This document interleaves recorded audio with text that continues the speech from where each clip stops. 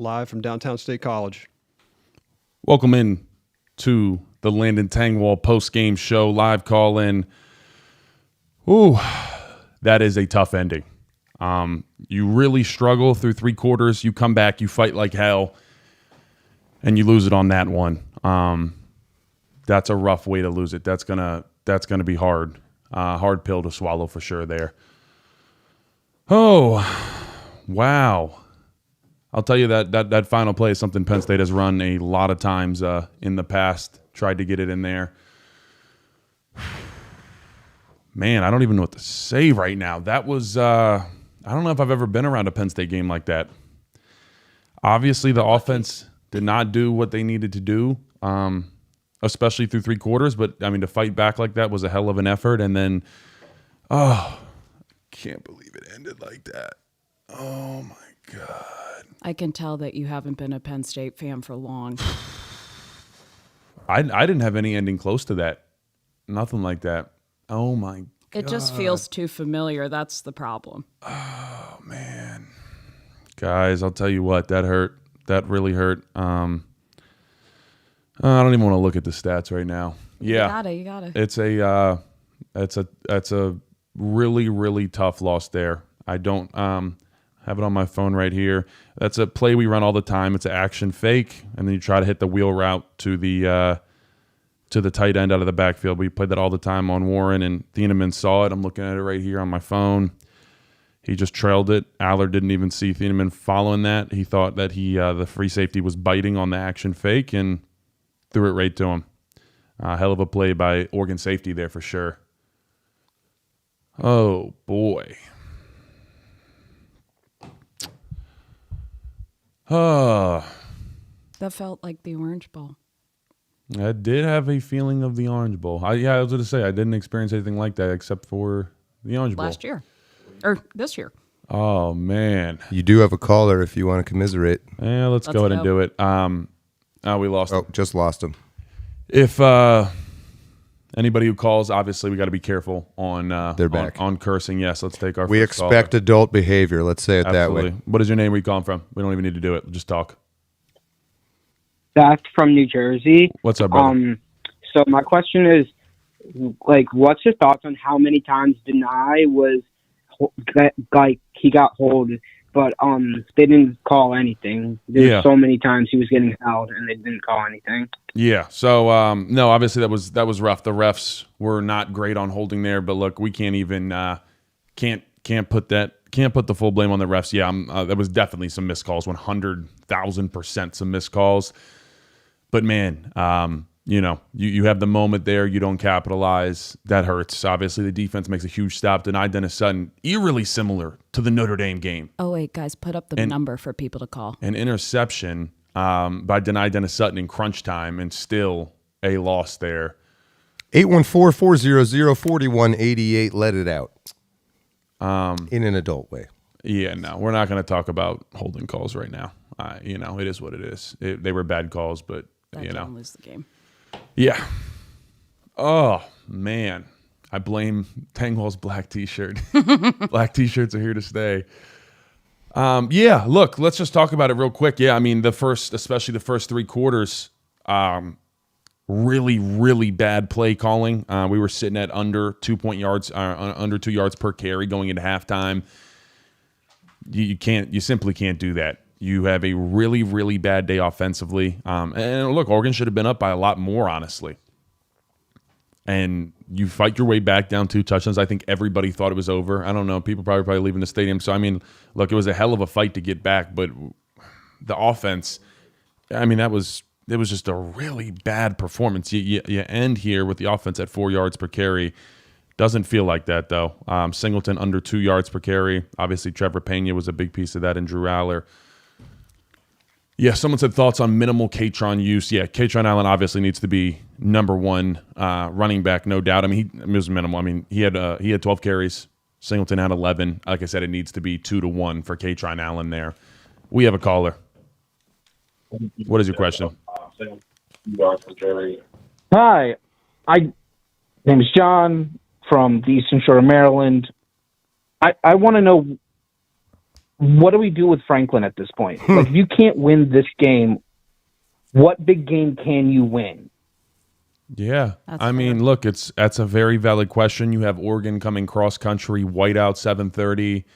It can happen. You're absolutely right. And no matter what, like I said, we got to give them their props for fighting back like that. But to come out the way that we came out was inexcusable.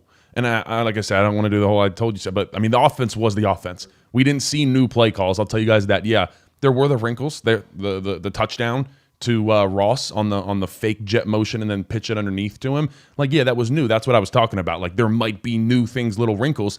But the offense was the offense. And that's what it is. We really struggled. We didn't stretch the field until that touchdown pass to Ross. I mean, it took us almost 3.5 quarters to throw the ball down the field. That's a problem. The play calling as a whole was not good. The offensive line was getting bullied up front. If you want to be honest, Washington was Amari Washington, their defensive tackle, was eating us alive. I don't even want to like. First of all, I mean, I believe we punted on the plus 37 yard line. We punted the ball. Cannot happen. Matty Focheesy asks, what would you change? PSU fans sick of same sheet Maddie, every year. Thank you so much. I appreciate you. We all feel it, Maddie. Yeah, thank you for the $5. Mm-hmm. What would I change? Oh, boy. The corporate line. Oh, man. Yeah, there's obviously things need to be talked about. I will tell you guys right now that James Franklin is not going to be fired. I can just tell you that. I'm just that's not going to happen. But, yeah. Landon, what happened to the pass game? Like, what? I mean, I told you guys, if you watched the pregame live show, I told you the Penn State wide receivers were no match for the Oregon DBs. I mean, that was the simple fact of that. And then also we're not unique. You can't see the every single passing scheme from the TV copy. So I'll watch the All-22 tonight and tomorrow morning. But the wide receivers were clamped up. Yes, we have a caller. What is your name? Where are you calling from? Hey, this is Gavin from Scranton, Pennsylvania. First, I'd like to start off with 4-20-1 for now in James Franklin, but F. Aller. F. Andy, and I'm going to bed, so hopefully it's get better. Good night. I appreciate you not using profanity there, brother, but I welcome to exercise your thoughts there. That's what this is for. Yeah, I think a lot of the Penn State fans kind of feel your pain on that one. Yeah, we got another caller. What is your name? Where are you calling from? Hey, Landon, it's Jeff. I'm calling from Philly. How you doing, brother? I'm doing all right. Been better. What's your question, brother? I feel that, man. Not much of a question. Huge fan of the show. What you've been doing on here. Major props. I'm a Penn State alum myself. My dad played for Rip Engel back in the day. Just want to go on a bit of a rant. I haven't said this since like 2014, but Franklin needs to go. I mean, he's a Neshaminy guy. We can't have a Neshaminy guy in charge. But on another note, outside of that fourth quarter, this Big 12 bull crap play calling from Andy Koldenicki is just absolutely pathetic. With the offensive line we have, the running backs that we have, we should be running the ball down these guys' throats. I mean, all night it was just, dinking and diving all over the place. Just some of these jet sweep calls. I mean, we got it together in the fourth quarter, but it was just not enough. And Drew, don't get me started on Drew. I mean, I feel like I would rather have Anthony Morelli back there throwing the ball. I've been saying that he's Anthony Morelli 2.0, like the first 3 games of the year. But, I mean, I think Anthony Morelli could step in there and actually do the job. So everything that we've talked about on the show the past few weeks has come to fruition tonight. It's absolutely pathetic. I think Indiana is going to beat us at home. I'm sorry to say that, but might feel like the truth right now. Yeah, appreciate your call in, brother. Yeah, I mean, look, a lot of the things you said weren't wrong there. You just have to question Andy Koldenicki's play calling and what we saw specifically those first 3 quarters. It looked like there was a fire lit underneath the Penn State offensive line specifically, but Drew Aller as well. When we had that 2 touchdown drive back to back, and it was like, where was that all game? I think that's what everybody's asking. Where was that all game? And yeah, it looked like we were being dominated on offense the entire time. Like I said, under 2 yards per carry at halftime. Cannot happen. Simply cannot happen. Great teams don't do that. Maddie, thanks for the donation. Said good news we didn't get blown out like usual for top teams. Good God. I mean, yeah, look, everything's there. We talked about it. It was a must win. It was a must win. You get to the moment where if you score a touchdown, put a 2-point conversion in, you walk off winners. Man, this one's hard. I really don't know what to say. We got to get rid of the Wildcat anything. Nothing has worked there. Not a fan of that in any way, shape, or form. It's 2nd and 7. There's under 4 minutes left, and we ended up scoring, but you have a false start because you put a running back in the backfield as the quarterback. There is no situation. We're under 4 minutes left in a game where it is a top 6 game, biggest game, regular season game of your entire lifetime for most of these players, especially Andy Kotelnicki. And you take your quarterback out from the quarterback position. Simply cannot happen. Why? Simply cannot happen. Why do they keep doing that? It's clear that it doesn't work. It hasn't worked since Tyler Warren left. Because it is it's a Big 12 offense. It's a gimmicky offense. I told you guys this isn't the offense that Drew Aller should be in. And there's no world where on 3rd and 9 you are running the ball. I mean, I'm talking earlier in the game. We're 3rd and 9, we're running the ball. I mean, it was playing scared from the beginning and then finally opened it up in the 4th quarter. It took so long. We have a caller. What is your name? Where are you calling from? George from Fairfax, Virginia. George, what's your question, brother? My question is, hold on, let me mute the TV. So last year we ran 300 yards against Oregon, 300 yards against Notre Dame. Same offensive line, same back, same coaches. I mean, what happened? Can't we not push the same guys? I mean, on paper, it's a worse defense. Yeah, look, I mean, the offensive line, like I said, they were getting pushed around. Finally, at the end there, we got some movement. I can't point to one thing, but yeah, I mean, if I sat here and said to you guys the offensive line has not regressed, obviously I'd be lying, and I think everybody knows what they saw. I don't know where the regression happened. I don't know if it was complacency. I don't know what. And we, like I said, we see it at the end where they look good, but I like just getting dominated up front. The run game was horrendous. Like I said, under 2 yards per carry through halftime. I mean, that's bad. The Oregon Ducks defensive line is not any better than it was in the Big Ten championship. I mean, Derek Harmon was a 1st-round draft pick. I'm sorry, you can't tell me that was the difference. So, look, I mean, there's no excuses on this one. Man, is any of the blame for the yards per carry on the play calling versus the line? Absolutely. I think a huge chunk of this is on the play calling. You have a talented roster, as much as people may not want to hear it, but you're not putting them in a good situation. I mean, the play calling was truly bad. It was bad. You have a couple nice spurts at the end there, but it was a bad game by Andy Kotelnicki. I think everybody with 2 eyes can see that. Yes, we have a caller. What is your name? Where are you calling from? Absolutely. I think a huge chunk of this is on the play. Mute. There we go. All right. Oh, man. Just friendly reminder when you call in, if you're watching Landon's show, please mute his show. We got a caller. What is your name? Where are you calling from? Landon. I think the chat was right about Paxton Lynch, man. Oh my God. Is it safe to say the receivers were never the problem?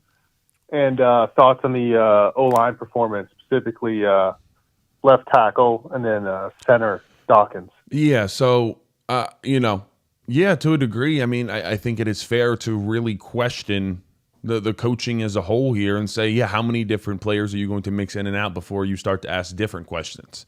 That is very real. Like I said, I don't think the play calling is opening up this offense enough. It's not an offense that Drew Aller succeeds in. And you see, here's my thing. Here's my problem. You see these flashes from Drew Aller, and you see how he played towards the end of the game.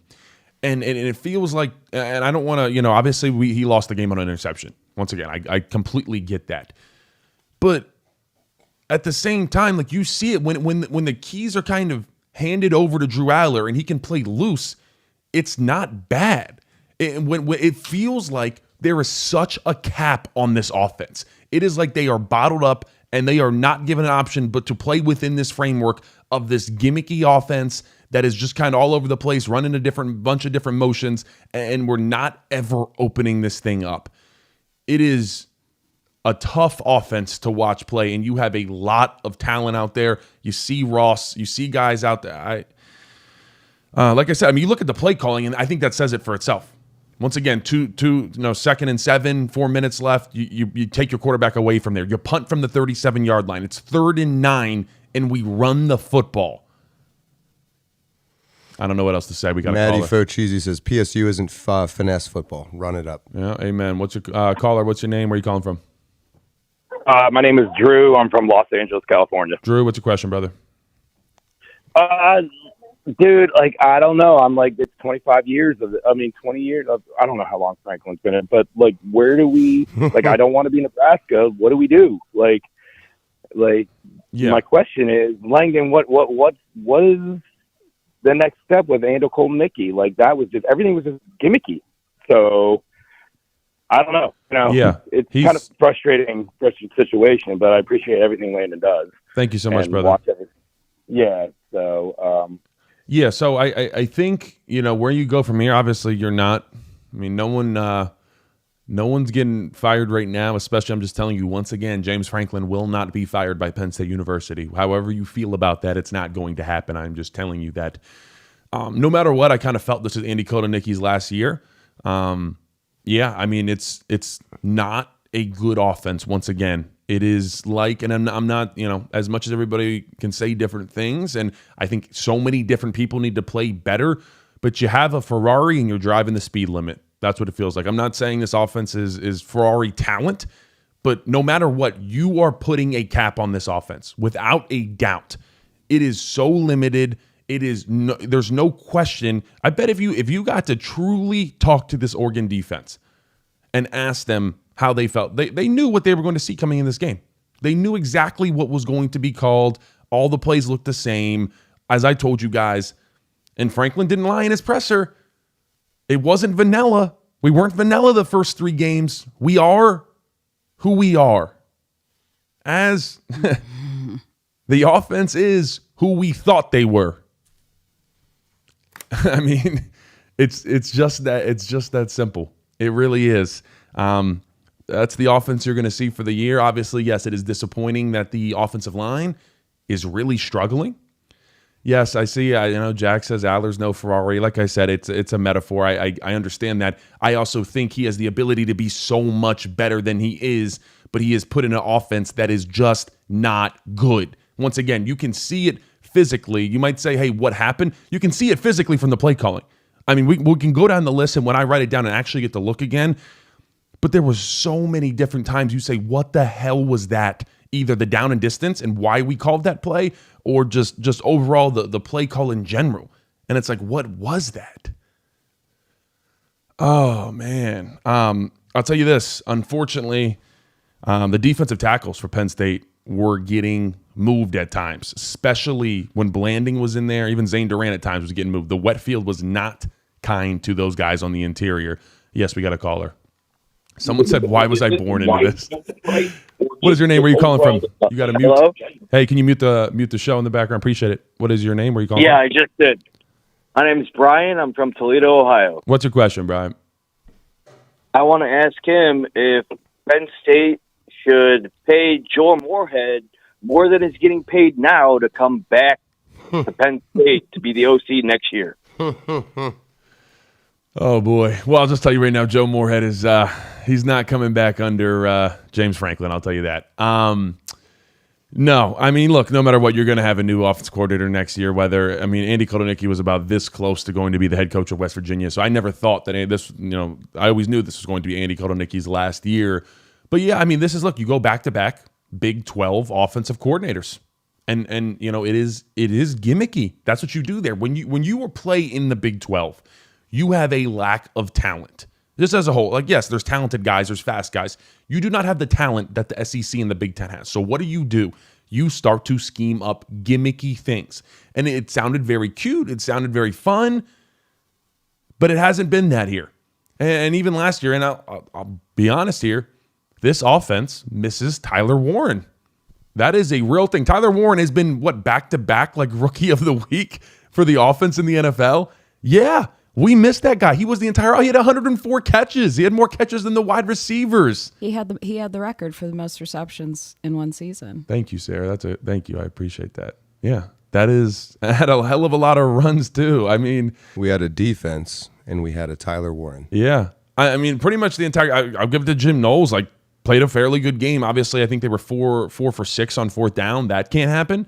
But, I mean, overall, what are you were halfway – you were through through 3 quarters, hold Oregon's offense to 10 points. Thank you, Mike. That's great. Patrick, thank you, Mike. I appreciate it. Patrick, we'll drop in a little dose of positivity. Yes, Amari Campbell was an absolute monster today. 15 tackles, huge bright side there.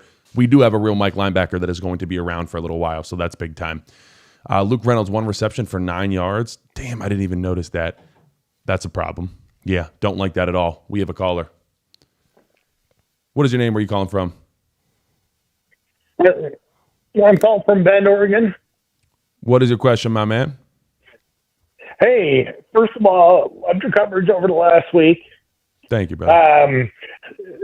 Kolonicky, yeah, he needs to go.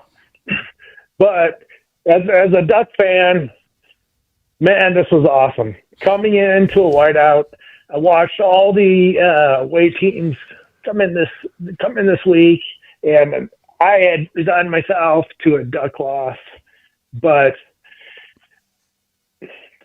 I'm super impressed with the Ducks.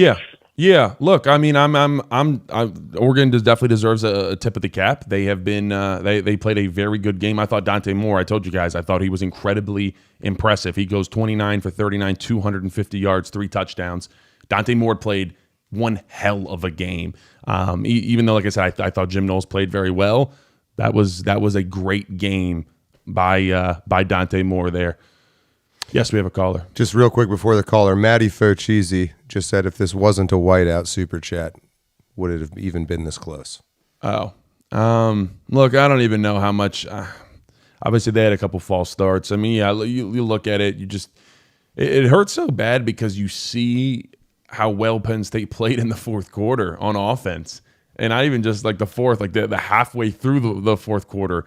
And it hurts. It hurts, man. You see the potential. I have a question about that.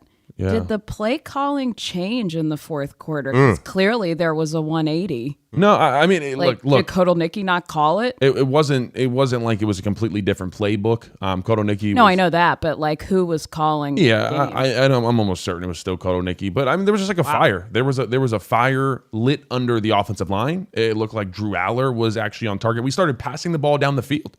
We took a deep shot. How do you take 3.5 quarters to take a deep shot? You have to, I said you need to do that on the first 2 drives. You have to threaten them deep. Yes, we have a caller. What is your name? Where are you calling from? My name is Brian. I'm calling from State College, PA. Brian, what's your question, my man? Yeah, I have 2 very quick ones. Appreciate you taking me. My first one is, what are your I know you need to go look at the tape, but thoughts on the interior O-line play, specifically from 53 and others, just looked really bad to me. So quick reactions to that, and then I have another question. Yeah, no, it wasn't a good day for the interior offensive line. Got really the entire offensive line got bullied in the run game. There's no way you don't get bullied in the run game when you have under 2 yards per carry at halftime. It was dominance up front, and I think we saw that lackadaisicalness of the offensive line in the run game, not wanting to be that dominant force. We saw that carry over against Oregon. And so the thought, and obviously I wasn't going to just come out and say it, and obviously those are my guys, but the idea that you can be chilling for the first 3 games and just turn it on, not a real thing. You got to do it from the beginning to the end of the season. And it sucks that we had this idea that the offensive line was going to dominate and we were going to be able to run at will against even the top teams. And it still did not happen. What is the rest? Second question there? Yeah, absolutely. And 53 in particular, like I know these are your guys. You've probably played with some of them, but man, 53 has been here for 10 years and it's bad, man. My other question real quick, Marquise Higgins has been here for, I think, 3.5 years, or three years now. We act like he's this elite talent guy. You know, he recruits these mid 4, 3-star, like between players.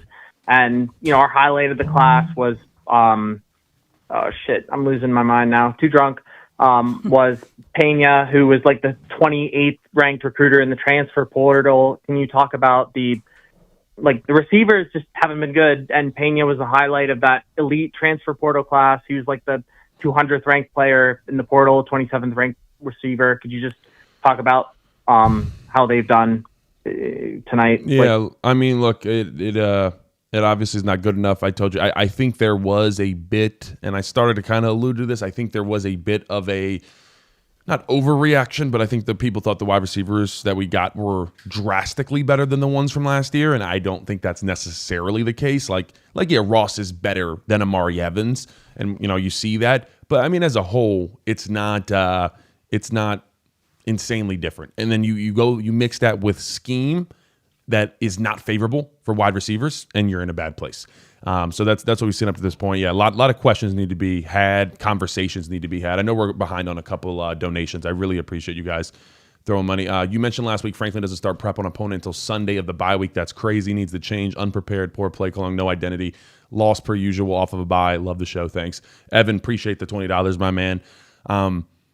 Yeah, I don't know. That's not completely. It's a valid question. I'll say that I've always thought you probably should start that prep a little bit sooner. Obviously, as players, you are watching some tape, but you don't truly move over to go against Oregon until very late in the bye week or even Sunday. So definitely something to talk about there. Maddie, thank you for the $5. Shoot, one more time. Sorry. Tom, thank you so much for the donation. Appreciate you, man. I lost my voice. There was a lot of screaming. Number 3 versus number 6, refs got to be on point, was the knee down because that was a huge call. Yeah, refs as a whole were not good in this game. Definitely screwed Penn State more than Oregon. Obviously, you never want to be the person that's complaining about the refs in a loss like this because you lost the game if you are Penn State. But yes, it is very real that the lack of holding calls were pretty ridiculous by the refs. That was a real problem. Then if you want to say the knee was down or not, that's very debatable, but you called it a fumble on the field, probably have to call that a fumble and keep it that way. All right. We got a caller. What is your name? Where are you calling from?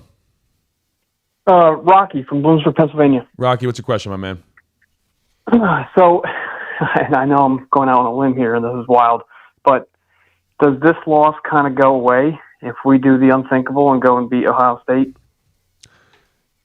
I mean, yeah, I guess. I mean, it's a long season, and if you do knock off Ohio State at Ohio State, but I don't think anybody feels like even thinking about that one right now. I don't feel confident going into Columbus. I will tell you that right now. What am I? Stove decals. Can you pull that up one more time? By the grace of God, Charles, thank you so much. By the grace of God, you're going to go chew my zins and watch Seinfeld. Made my contributions, leaving the chat. See you on Monday. Call it. Charles, appreciate you, brother. A lot of love there. Stove said, your content's incredible. Thank you for putting in the work. I can't help but wonder how this offense would look with Bo running the show. Thank you for the donation, my man. Bittersweet. It would look like a Big 12 offense. Oh, boy. Like I said, once again, it doesn't. This is a Big 12 offense that fits a quarterback like a Bo Pabula, like a Daniels, like they had at Kansas. It's not a Drew Aller offense. It is just that simple. Wisconsin last year, second half when Bo came in, that was the true offense with the quarterback that it should have. I've told you guys, Kotelnicki and Aller do not mesh. I was very clear about that. I think it, raised a lot of eyebrows when I was kind of the first person to like bring that up. I mean, it was like clear, like people talked about it, but I felt I was the first one to like make a full video on it. And it was like, yeah, the main times we've seen Aller be great was against USC and Oregon when we were down and he was just able to sling it, sit back there, and it was a spread style offense because you were just playing from behind trying to sling it. Yes, we have a caller. What is your name? Where are you calling from? All right. We got another caller. Someone said Bo 26 of 29 tonight. Damn. He's definitely been efficient. What's your name? Where are you calling from? Hey, this is Jay from Atlanta. What's up, brother? What's your question? Hey, not a question, just a statement. I get the play calling was horrible. I am just so done watching Drew play football. He's missing throws that not elite, just serviceable D1 quarterbacks make. He missed Khalil Jenkins up the seam. He missed Hudson on the slant. It's 3 years at this point. I'm just done. I can't watch him anymore. I understand your frustration there, brother. Yeah, obviously missed today. Like I said, I think it's a compounding effort between this offense of bad play calling, lack of execution, guys not doing what they're supposed to be doing, not enough effort. We talked about that. Once again, I don't think you can just flick it on. It's not a light switch that you can just say, oh, we're going to call all our good plays, and the offensive line is just going to just suddenly become physical. And it didn't happen. Tom says, why so much Singleton? Thank you for the donation, brother. Yeah, look, I mean, Nick Singleton has struggled this year, under 2 yards per carry in this game. Once again, Katron Allen needs to be the starting running back for Penn State. Yes, we have a caller. What is your name? Where are you calling from? Hi, my name's Ian. I'm calling. What's your question, my man? First of all, just want to say congratulations to the two of you. I'm getting married next week, so, you know, got lots of stuff down the road, but congratulations. Thank you, brother. Congrats.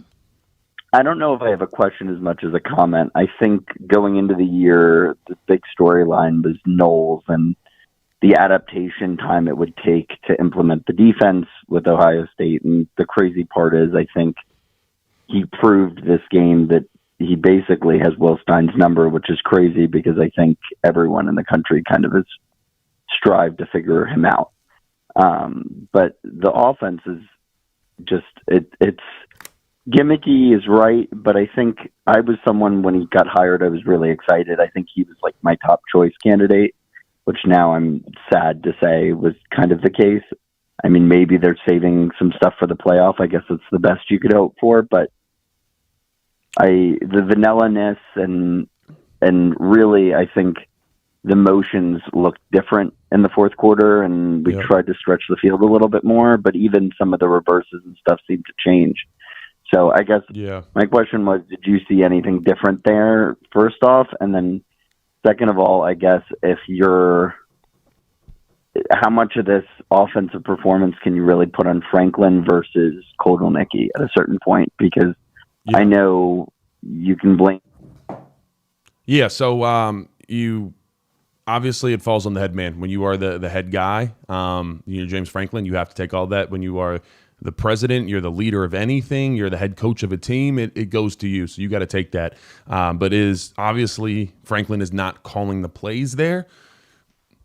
It's just not a good offense. It's not a good scheme. It is that simple. It is not a scheme that fits the quarterback that we have, and that is the guy that, he's the motor. He is the one that makes the offense go. And the guy that makes the offense go is in a offense that does not benefit him. How do you expect to have a good offense? I was wondering that because do you think the rest of the offense knows that this isn't working and they really can't say anything? Yes, 100%. 100%. So that's why they're just playing flat. They even came out onto the field. Didn't look like they were looking forward to playing this game. Oregon looked like they didn't care and they were in a home game. Yeah, I know. So yes, to answer your question, yes, people are very aware when they're in these type of situations. The Penn State wide receivers last year were not having a good time at all in that offense. Gavin, thank you for the $2, brother. Yes, I think as we can see, like I said, I don't want to hit an I told you so, but I told you guys, saving plays being vanilla, not a real thing. Not a real thing. I'll tell you what. There was one other super chat. Here you go. How does this affect all the recruits here this weekend? NIL's cool, but why would you want to play in the first 3 quarters of this offense? Ooh. Good question. Yeah, I mean, look, I think it has to affect it a little bit, especially you lose this one. And obviously we don't need to look down to the road to Ohio State yet. But damn, man. But damn. I'll tell you what, I don't want to go this far. I do think you do have to look at things and see. Obviously when Yurcich was fired, we had Sider and Howe call plays together, and the offense looked pretty good then. I mean, you got to start asking questions. You got to start having conversations. This is the tough part about being the head man if you're James Franklin.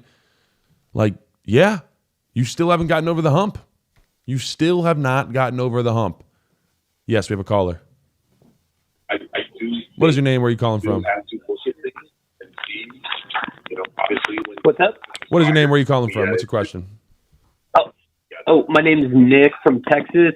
I do want to just ask, like, I don't kind of understand the idea of, like, Katron was getting the same blocking as Nick, but Katron found a way to get skinny. Why is that not seen? I mean, I've seen that in the first 3 games of the year.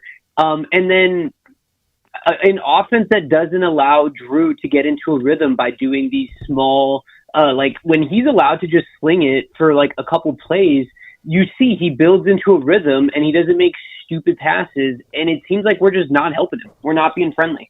Yeah, and I think that's a very legitimate criticism. They're definitely not. Oh, man. No, there is not help. And that's why I say, yes, you can. Obviously, we have to blame you got to share the blame. And obviously, Drew Adler through the game-losing interception. But I'll just tell you what. Once again, you weren't here. I said this at the beginning. That play that Drew Adler threw that interception on, the fake toss to the tight end wheel route, that was one of our top plays all last year. And so, you continue to run that this year, and that's not a bad thing to have plays that you continue to run. But you become predictable. You don't have a lot of tricks in your tool belt. And so you keep becoming predictable and running the same things. I don't know. I think, yeah, you have to look inward. Like there is a real problem identity-wise with this offense and just scheme-wise and what we're calling. I mean, it's not good. Yeah, I mean, the scripted plays to start the game, that's when you're supposed to be at your best as an offense. You know what plays you're coming in and you are calling. It's bad. Not good at all, man. This is... You know what's concerning is... They want to see your ring, by the way, Sarah. I know. We need a ring cam. Can you zoom in? Everything? Well, we can if you give us a second. All right, here we go. Well, ask your question while you're... So hold that ring up while you're talking. There we go. So remember how? Look at that, everybody. Look at that cubic zirconium. Oh, hey. No, definitely not. That's just my jealousy talking. Okay. Jesus behind you. Yes, continue. So, so it was I believe it was the post-game press conference, or maybe the Monday after Villanova. Was it Villanova when Franklin said he does not know the identity of this offense? I think that was earlier on. That was after game 1 or game 2, but yeah. It was after game 2. And it's like, these guys have been here for that long, and you can't say for certainty what the identity is of your offense. Gosh, great point. Why, what is everybody doing in that building all day? Yeah. What are they doing? Sarah. I just know that when my dad was coaching, there were maybe, 50 staff members in that entire building. Now there's over 100 people. What do they do all day? Sarah brings up... Ain't hating, just saying.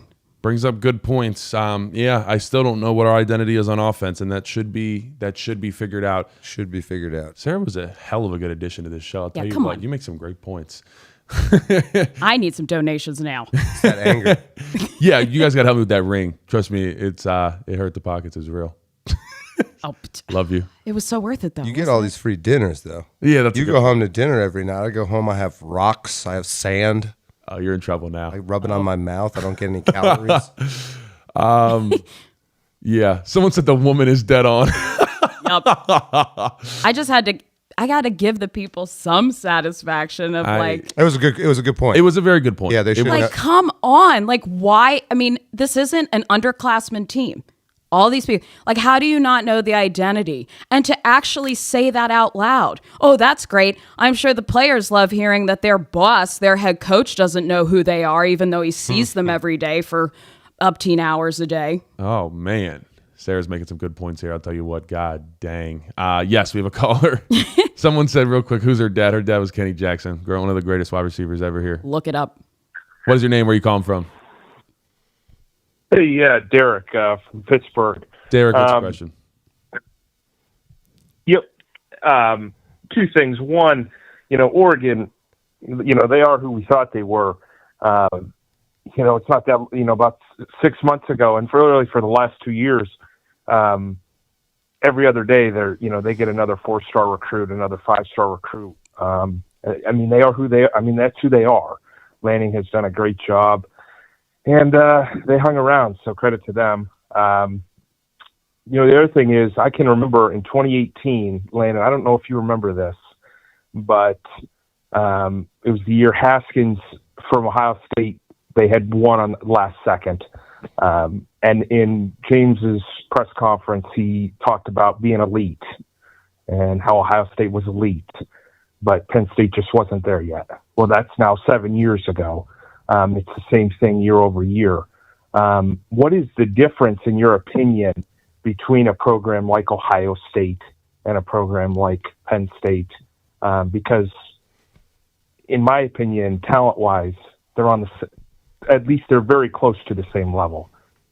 Yeah, like you said, obviously there's a slight discrepancy of the talent they get, but I mean, you have all the support. You go out, you get Jim Knowles, who, by the way, like I said, once again, had a really great game, but you have all the facilities by your side if you're James Franklin to be able to get the players you need. You got the coordinators. You have what should be the best coordinator combo in all of college football. That's what we were saying all offseason. Obviously, it is not that, but that's what it was touted as. There is no, we got to get more NIL money. There was none of that. We have the team this year. We have, coming into every single big game in the preseason, I said, hey, we're the team that finally has the quarterback. We're the team that finally has the advantage in the trenches.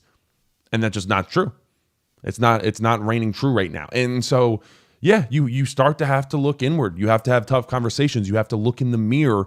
If you are these coaches, if you are these staff members, if you are the head of any of these organizations, you got to have some tough conversations, and you got to figure out what is best for Penn State football moving forward. As I said, once again, James Franklin will not be fired from Penn State. I can promise you that. Oh, man. Do screens and quick game exist over there, Landon?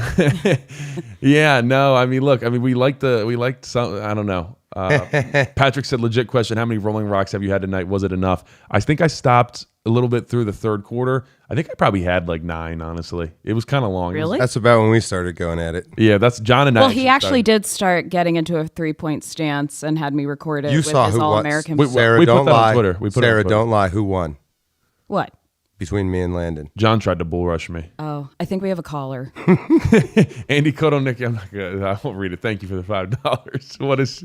Maybe not. We got no caller. No. False alarms. Yeah, I mean, look. So what's tough from this is that, I don't have any confidence that Penn State can win a national championship this year. I don't think anybody does really, and that's what's tough. We got a caller.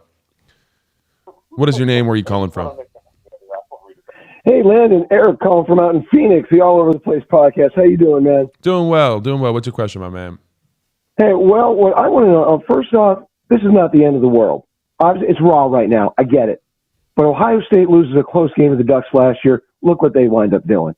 Lick the wound. At what point does the team say, okay, lick the wounds, and look, UCLA next week. The week after that, I think, is Northwestern, right? And then Iowa. Take it out on UCLA. Take it out on Northwestern and get back on track and get to playing Penn State football. Yeah, I hear what you're saying. I respect it. I mean, I respect it. Look, I appreciate you bringing some positivity. It's just hard because we've never, Ohio State. Yeah, when they lost that game to Oregon, guess how many great.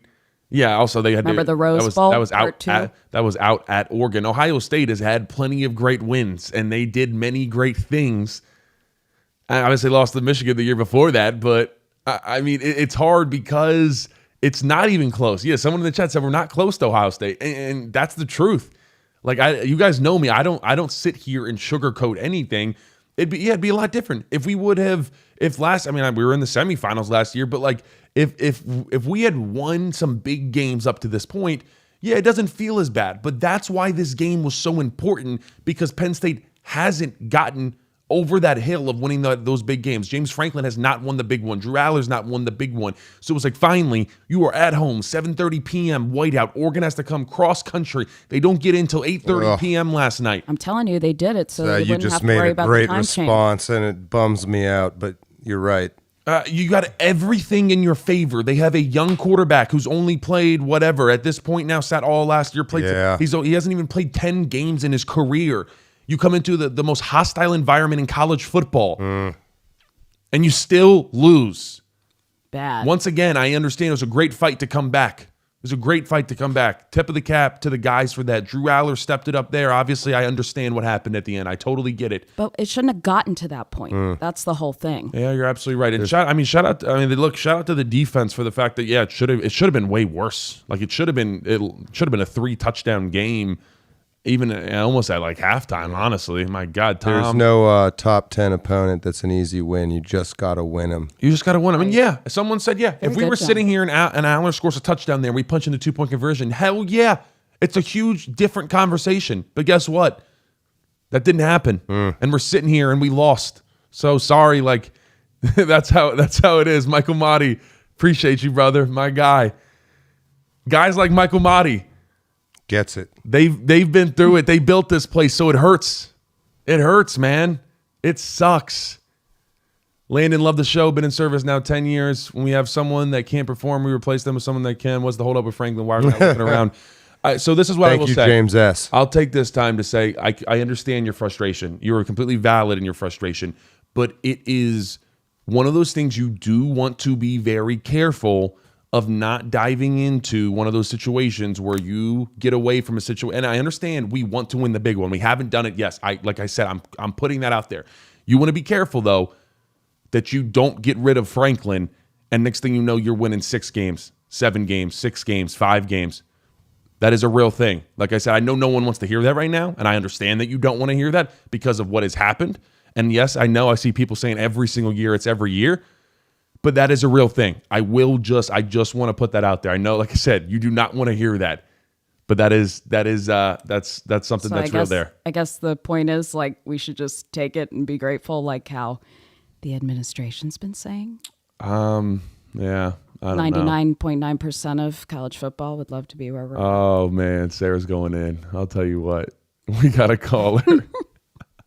What is your name? Where are you calling from? Mike from Harrisburg. How are you? Doing well, man. Well, not really, but what's your question? Yeah, I know, right. Yeah, listen, I appreciate the callers that are calling in trying to be positive, but I mean, the truth is like our offensive line got absolutely bullied for the majority of that game, and our defensive line, not to be disrespectful, you might as well put a traffic cone at the defensive tackle opposite Durant. I mean, it's terrible. But the question I have for you, that wheel route, the last play of the game, I don't necessarily have a problem with the call, and I want to ask you, because obviously you played at that level. Why do you run that to the short side of the field and make the windows even narrower for Drew? Yeah, once again, not a good play call, not a good scheme. I mean, it looked like I said, it's a play. We ran that play relentlessly to Tyler Warren last year. Like I said, it is one of Kotonicki's favorite in his playbook. He obviously went to it in that moment because he liked it. Drew Aller thought that Thieneman was biting on the pitch, and he wheeled back and Drew threw it anyways. Yeah, I'm with you. There was multiple times where we ran, pitches in the prior weeks in these first 3 games. We ran, wide zone to the short side of the field. Like, obviously you don't want to create tendencies of always doing the same thing, of always saying, hey, we're going to run outside zone to the wide side. But yeah, you do have that question. Wow, I really don't. We got a bunch of people. My whole crew here is laughing. I guess I missed on what was being laughed at. I can't wait. That was not producer John's fault, I swear. Well, I'm glad I missed out on it. We got a call. It was a heartfelt comment. Okay, heartfelt comment. We're getting a lot of those. Yeah, what is your name? What's your question? That question. Am I on? Yes, you are. 924. What is your 724? Hey, Reggie, originally from Pittsburgh. I'm living in OKC. Thank you for, showing up and doing the show. I had a question. Franklin is a psychological, he was a psych major and all that. It seems to be like they're just preaching early in Drew's career. Don't make mistakes. Don't throw picks. Don't do this. Don't do that. But now, like everyone's saying, this recent presser, he's saying, I just want you to go out and play. It seems like they filled his head with a bunch of things that are saying, don't take shots, don't do anything, don't take risk, and then trying to flip on a switch and say, now go play and be free. And like you said, the offense is limiting all that as well. So it just seems like a recipe for just stunting growth, and you see no progress over 3 years of starting. Yep. Yeah. No, that's that might be one of the better points I've ever heard on the call-in. Yeah, that was great. Yeah. That is a real thing. Psychology wise, when you are told, be careful, don't do this, don't do that, keep it short, reel it in. And then like you said, then it's like, oh, just go play loose. Yeah, that's difficult. And so you look at Drew Aller's career as a whole. Something that's touted is his touchdown interception ratio. And that's great. It is great to not turn the ball over. But that has been drilled into him over and over and over. And like you said, when that happens, guess what the result is? You are uber careful. It's like a mom, right? It's like a mom and you're about to have a baby and you're just like normal. You come in and next thing you know, they're like, she goes to this class and it's like, oh, don't do this. The baby will get sick. Be careful. Don't take him outside. Don't do this. Germs here, there. And next thing you know, the kid is like coddled, doesn't leave the house. Mom does everything for him. To a degree, that's kind of what it feels like. I'm not saying this is necessarily that, but like that's the vibe I get where it's just like, just goes too far. You just go too far in that world of like being too careful. And that's why we don't see enough shots too. But also like that's part of the play calling. Like the play calling was not there to allow Drew Aller to open up and spread his wings and be a guy. So honestly, I feel for Drew Aller the most out of anybody. If you want to be honest, you could say, you could type Aller sucks. I get it. You're free to your opinion. Obviously, here, 14 for 25, 137 yards, 2 touchdowns, 1 interception. Not even close to elite. But I feel like Aller has been put in a horrific situation pretty much his entire career.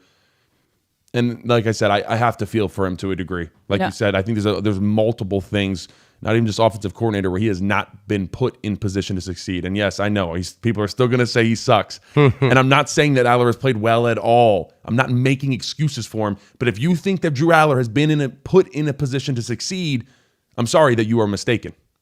We have a caller. What is your name? Where are you calling from?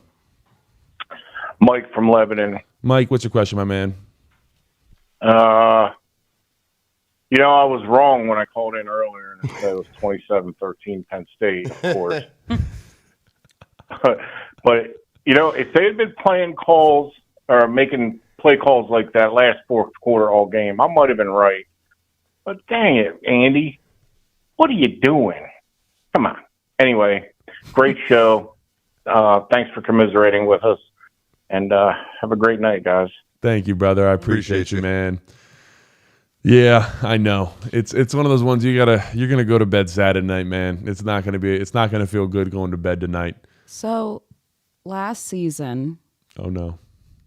It seems like the way things kind of played out is that the wide receivers were not put in a position to succeed last season. Right. Now we've got the same situation with our quarterback. What is going on? Yeah, that's once again. What's next? Miss Sarah coming with some heater questions. Really good stuff, Miss Sarah. We're going to have a conversation after this one. You need maybe a pay raise? I don't know. I locked her up for a reason, guys. I'll tell you what. I just need a great honeymoon. Yeah, okay. We got you. More donations, guys. Please help. No, yeah, you're right. There's a lot of questions that need to be answered, but clearly this offense is not a good offense. Everybody's blossoming from last season. Now the boys are doing well elsewhere. Where was Kyron Hudson? Why go away from the run that got you the touchdown in overtime? Third-year senior quarterback cannot force that into triple coverage. Yes, inexcusable mistake by Drew Aller. I do 100% realize that. I totally agree with that too. And yeah, I think you do keep it on the ground. You let Katron continue to grind it out. And you try to punch it in, we get that 2-point conversion, you walk off a winner, and this is a completely different post-game show. It's clearly not just the receivers. That is clear. It doesn't matter which receivers you put in this offense. It is a problem. Showtime said earlier in the week, Landon told me that the best quarterback for this offense is in the Midwest. I thought he was crazy. Look who crazy now. UCLA, Northwestern, Iowa should be 6-1 and then lose to the Buckeyes. Thanks for the $10, brother. I appreciate you. Yeah, we got a caller. What is your name? Where are you calling from? 785. Yeah. What's up, brother? So my name is Gunnar. I'm calling from Greencastle, Pennsylvania here. I have a quick question about recruiting rankings. Are we putting too much value on them? I mean, no. I mean, it is a thing. You know, people will come out and be like, "Oh, look how many more like 3 stars are getting drafted than 5 stars." You know, every year in the NFL draft, and it's like, well, yeah, because there's only 35 stars and there's a bajillion 3 stars. No, as much as I don't think recruiting services are that good at what they do necessarily, you still know a 5-star talent when you see one, when it's just like, holy crap. And look, yeah, Penn State's never really gotten to land those big time guys. That's when we got a Micah Parsons. It was like, oh my gosh, this is fantastic. And there's plenty of years. Look, I was the number 1 recruit in my class, and it was a very lackluster class. I had a bunch of guys that ended up being, very good players still on the team now, but plenty, we do not recruit with the best of them. Yes, that is a problem, but definitely cannot be the main excuse, because in a game like this, there's no excuse for recruiting. There's no excuse for facilities. There's no, excuse for lack of support institutionally. You can't do any of that. You cannot say anything. You have to take this one on the chin, and you just have to say, we're going to get better, and no one wants to hear that, and that's what, you're going to hear from the players and the coaches. And, there needs to clearly be some change. This offense, once again, not good. It's not a good offense. It is a bad scheme, and the players in the offense are being put in a bad situation. Trust me, right now, the players on this offense are saying, what the hell? And yes, there are guys that did not play well. 100%. The offensive line got bullied up front. The wide receivers got absolutely stuck to. Drew Aller was missing some throws. Obviously, the interception at the end. Nick Singleton under 2 yards per carry. All of it. But I keep going back to the point that, yes, everything goes back, and James Franklin has to take credit for everything and take the blame. Kotelnicki has to do that for the offense, and because he's not putting everybody in positions to succeed. So next thing you know, you are an unconfident offense. What happens? We talked about that with the wide receivers last year. When you're not confident in your ability, guess what? You lose all motivation. Why go out if I'm not confident? Michael said, should they have gone for 2 at the end of the 4th? I would have. I was saying that in here. I thought we should have. Can confirm. That was very weenie. Sarah can confirm. I said we should go for 2. Yeah, I think you do. You're not this team isn't going to. I'll tell you that. Wait, what is the whole cut your grass thing? Was there like something that I missed that like we didn't cut the grass? I don't know. Someone fill me in on the joke. I missed out there. Yeah, we got a caller. What is your name? Where are you calling from? Robert, thank you so much. Hi, Landon. This is Dan from New Jersey. Dan, what's your question, my man? So I just want to express that I'm very frustrated, and I want to hear your opinion on. So I've been seeing a lot on Twitter that, we got Yurchich from the Big 12. We got Andy Kotelnicki from the Big 12. And I want to hear, because I feel like we have the talent to be good on offense, but is it that we're bringing in these coaching staffs that are, these great offensive coordinators in the Big 12, but the Big 12 doesn't play defense, and then when they come to the Big 10, they just can't show up? Yeah, so you're in the Big 12, you're playing undisciplined, untalented defenses where all the trick stuff always works, and you also are playing with a lack of talent compared to what you get in the Big 10 or the SEC, and that's a lot of times why those type of coordinators do not continue to succeed when they get to that level. Oh, okay, I get the joke now. The knee down. Okay, appreciate it, guys. Thank you. Yeah, look, like I said, I don't know exactly where you go from here. Obviously, I don't want to start, talking firings and things, but you have to ask those questions of where do you go offensively? Because yes, it's bad. It is bad. This is a bad offense. I don't care what you saw at the end. That's a great fight, and I think that was fighting against the bad. That was fighting through the adversity that you almost put your team in because of the world that you live in as an offense, of just being in a box. Like I said, it feels like this offense is in a box. I'm not saying that they're necessarily it's not the 1994 Penn State offense by any stretch, but they are playing uninspired for a reason. There is a reason why this offense is uninspired, and when an offense is uninspired, guess what you got to look to? The offensive coordinator. That simple. Holy cow, wait. Damn, yeah. Ross didn't. Oh, yeah, Ross, no catches there for brother. Good God. Luke Reynolds, 1 catch. Kyron Hudson, no catches. Issues. Kind of takes me back to that big video you did last season. Oh, the wide receivers? Uh-huh. Yeah, look, it's once again, it's not a good scheme. It's Do you not. think we'll be able to find an offensive coordinator from a different conference?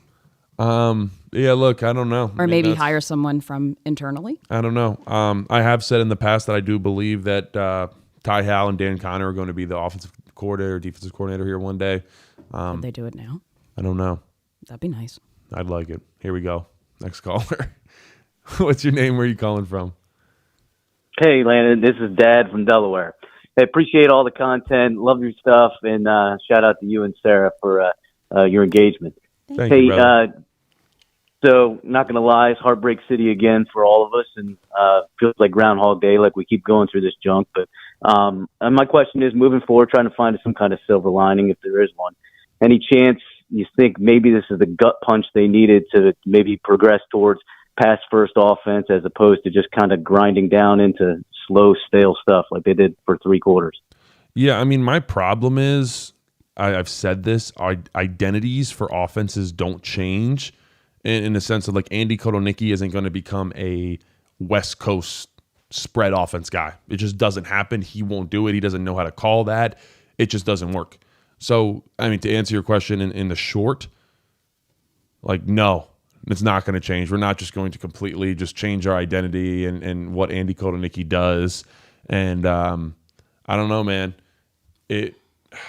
Franklin just said that going for 2 was never a thought. Wow. We will listen. We always we get producer Steve ride home out of here, and then we listen to the presser on the way home. So I'll get on that one. Yeah, look, the best guys in the NFL, all the people around. You see, Lanning went for it 6 times on 4th down.